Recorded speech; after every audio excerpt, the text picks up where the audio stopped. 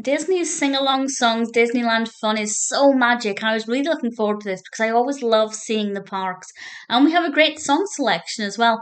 This was released originally in 1990, and as the title suggests, we get to see Disneyland. And I was really, really impressed that we actually get to see ride footage as well.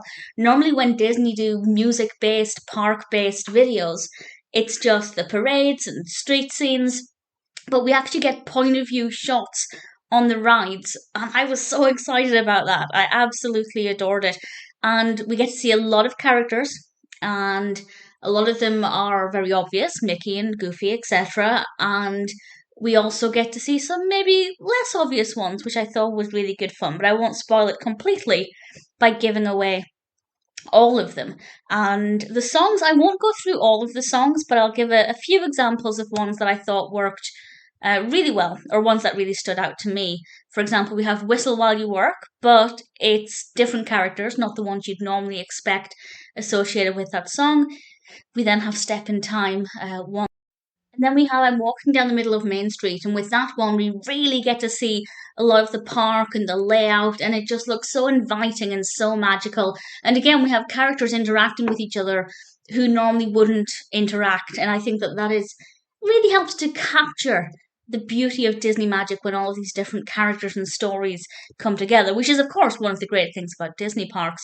And we also have Zip-a-Dee-Doo-Dah, and we get to go down Splash Mountain, and it really is tremendous fun. And on the one hand, it feels dated with, the clothing the characters are wearing, and I guess even the song choices. That I think the song choices would be very different today. And of course, Splash Mountain has been quite controversial recently, which is certainly very interesting, and this helps to kind of capture things that once were, I guess.